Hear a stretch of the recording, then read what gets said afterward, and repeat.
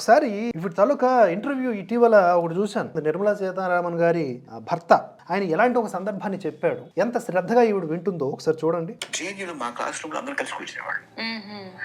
ఒకే bench లో ఆడ మగ ఉండొచ్చు, ఆడపిల్లలు ఉండొచ్చు, మగవాళ్ళు ఉండొచ్చు, ఆడమగ కూడా ఉండొచ్చు. అలా అట్లాంటిది అసలు మీకు ఈయన జేఎన్యూలో చదువుకునే టైంలో అంట ఒకే బెంచ్ లో ఆడ కూర్చోవచ్చు, మగ కూర్చోవచ్చు, ఆడమగ కూడా కూర్చోవచ్చు అంట. అప్పట్లోనే అదొక అద్భుతమైన విషయం అని ఈవిడ దాన్ని ఎంత శ్రద్ధగా వింటున్నారో ఇంకా ముందు ముందు చూడండి. ఆశ్చర్యపోయారా ఫస్ట్ వెళ్ళినప్పుడు? ఫస్ట్ డే అయితే ఏమిటిది అప్పుడు సిగరెట్లు కాల్చేవాడిని.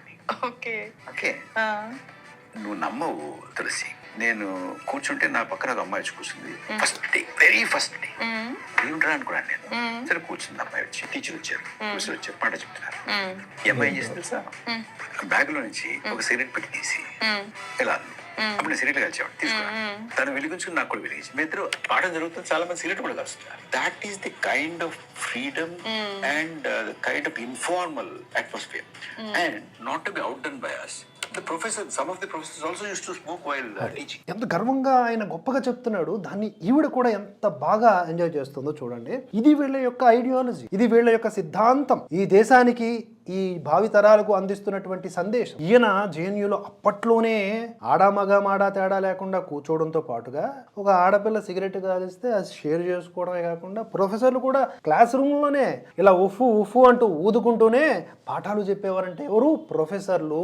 వెంటనే మనిషి అన్నవాడు, జర్నలిస్ట్ అన్నవాడు అదేంటంటే అసలు అలాంటిది ఒక కల్చరా, అదేం దుర్మార్గం అని అనాలి కదా. ఇది ఇలాంటిది జేఎన్యూలో ఉందా సార్ అనాలి కదా. అలా కాకుండా ఎంత బ్రాడ్ మైండెడ్, ఎంత లిబరల్, ఎంత విస్తృత ఆలోచన ధోరణి అని మాట్లాడి ఆశ్చర్యాన్ని వ్యక్తపరుస్తుంది. రేపొద్దున్న మరి ఇలాంటి వాటిని వీళ్ళ యొక్క నెక్స్ట్ జనరేషన్స్ కూడా అంగీకరిస్తారా? అవి ఒక అలవాట్లు. సరే అలవాట్లు పర్సనల్, కానీ క్లాస్ రూమ్ లో కూడానా? వీళ్ళందరూ కూడా వెనకేసుకొచ్చేటటువంటి దేశాలు ఉన్నాయి కదా, ఇతర దేశాలు. ఆ దేశాల్లోనే ఇలా నడుస్తుంది. అక్కడ ఎంత స్ట్రిక్ట్ రూల్స్ ఉంటాయండి పిల్లలకి గానీ విద్యార్థులకు గానీ కాలేజీల్లో. చైనాలో నడుస్తుంది ఇట్లా తాక్కుంటా, దాన్ని ఆయన చెప్పడం, ఆ సోది ఈవిడ వినడం, మళ్ళీ దాన్ని షార్ట్ గా పెట్టడం. అంటే జనాలు తాగండి, తూగండి, తేలండి, వివేకంతో మాత్రం ఆలోచించకండి, ఈ దేశం వద్దు, ధర్మం వద్దు, తొక్క తోటకూర ఏమొద్దు, అట్లనే సర్వనాశనం అయిపోండి అని చెప్తున్నారు. పంజాబ్ లాంటి రాష్ట్రంలో యువతంతా నిర్వీర్యం అవడానికి కారణం డ్రగ్స్, మాదక ద్రవ్యాలు. అలా యువతంతా కూడా చెడిపోతే ఏమవుతుంది? ఈ దేశం ఇతర దేశాలకి హస్తగతం అవుతుంది, మళ్ళీ బానిసత్వంలోకి వెళ్ళిపోతుంది. సరైనటువంటి నాయకులు కూడా ఎన్నిక కారు. ఎందుకంటే మొత్తం అంతా నిర్వీర్యం అయిపోయినప్పుడు